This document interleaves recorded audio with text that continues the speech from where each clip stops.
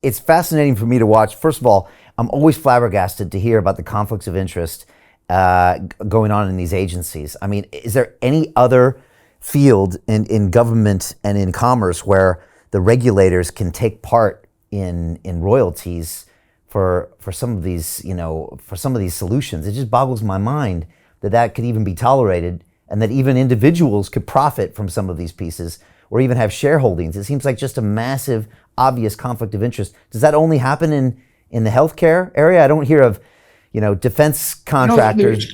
There's conflicts in all of these industries, but I don't think there's any conflicts like there is in health. And what you're saying is right. Listen, I brought over 500 lawsuits as an environmental lawyer. Mainly, I was representing Riverkeepers or Waterkeeper Alliance, suing the government, suing polluters.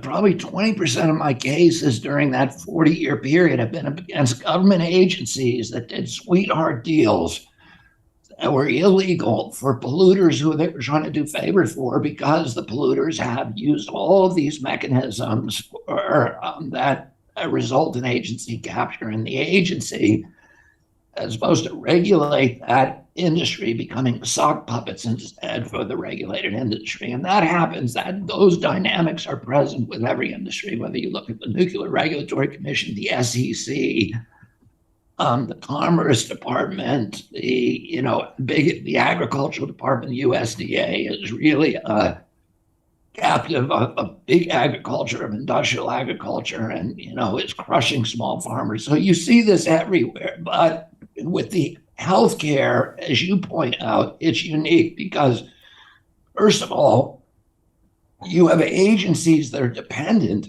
on industry revenue for their own budgets.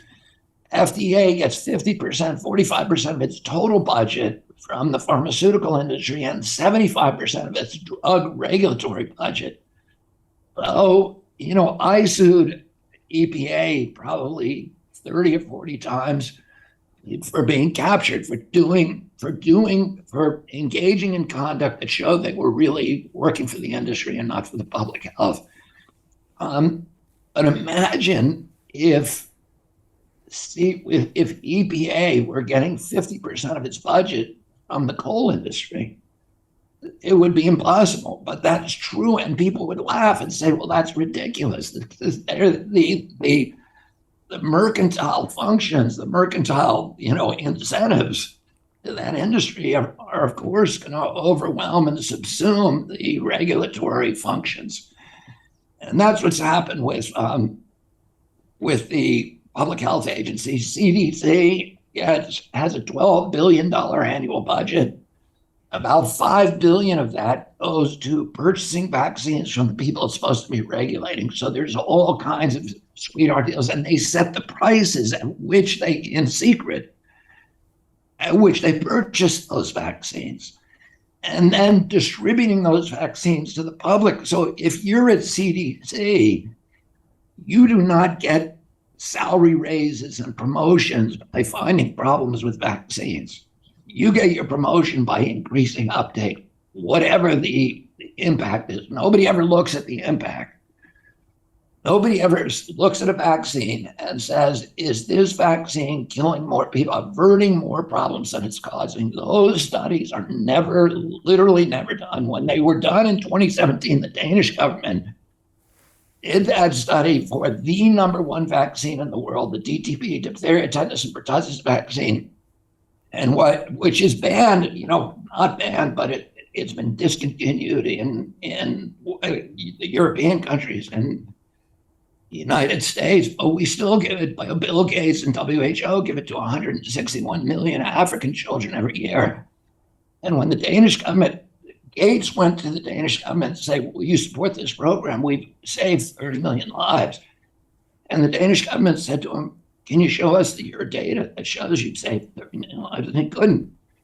So the Danish government funded this massive study where they went to Africa and they actually looked at 30 years of data on the DTP vaccine. And what they found is that girls who got that vaccine were protected against diphtheria, tetanus, and pertussis, but they were dying at 10 times the rate of children who were unvaccinated. And they were dying of things that nobody ever associated with vaccines. They were dying of anemia, of bilharzia, of malaria, of just common injuries and cuts. They were dying of mainly of pulmonary diseases and pneumonia.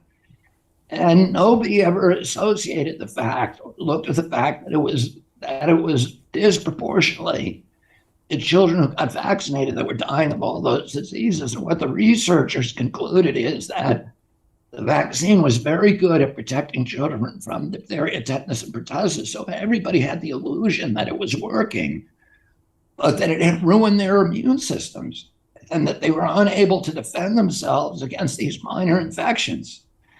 And nobody has ever done those studies. Vaccines are immune. It's the only medicine that does not have to do safety studies in order to get a license. Hey, do you want to profit from crypto? Then join my DeFi Academy. The Crypto DeFi Academy will help you create generational wealth. But don't take my word for it. Listen to my students. When I first got into crypto, I remember thinking to myself, I need to learn more. Brian Rose, learning crypto, learning DeFi, gotta do it.